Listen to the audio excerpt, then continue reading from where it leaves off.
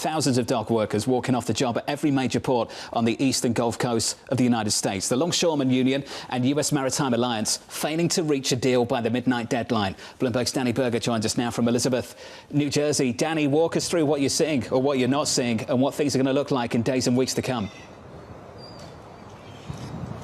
John, the good news is that talks were happening until the 11th hour, that they were moving off of their demands. Many people, when they first saw that, the Flexport CEO being one of them, with some of the noise being released yesterday, there was an idea that maybe they could come to an agreement. It didn't happen, but progress is being made. For the part of the USMX, that is the representative of the employers here, they say that they are now offering a 50% pay increase.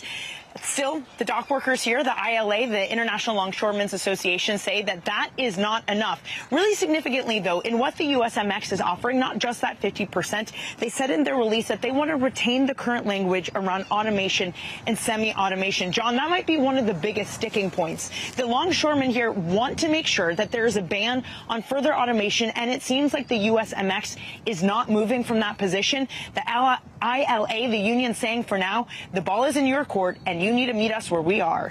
Dani, when you look at that statement, the fact that they want to retain that automation language, this just feels like this is much bigger than the almost immediate wage gains, but actually what is going to be the future of these ports.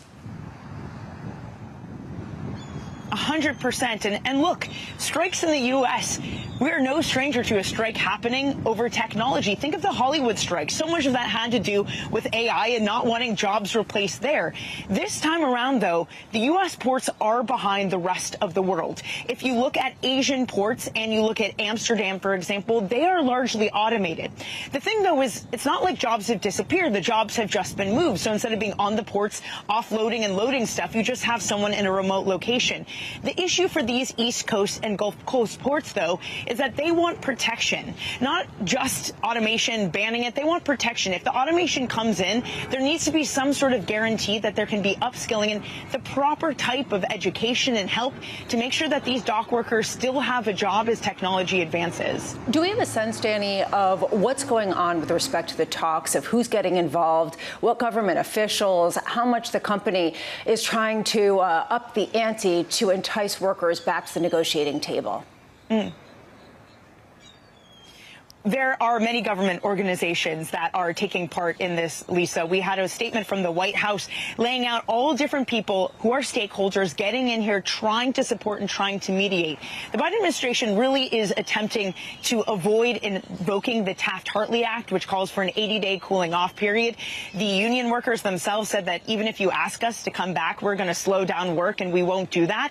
So they certainly have the upper hand at this moment. So the Biden administration at the moment just acting as a mediator. The ILA saying that the Biden administration is actually supporting them. They said in their statement that the administration agreed that the corporations here were being too greedy.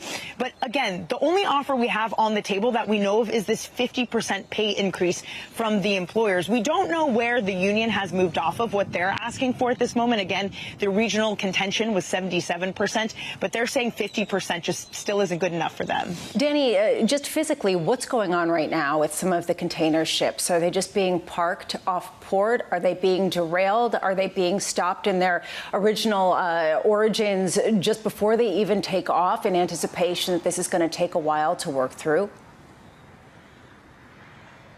The picket lines are up, Lisa. They are just parked on the ports. There is no action happening here.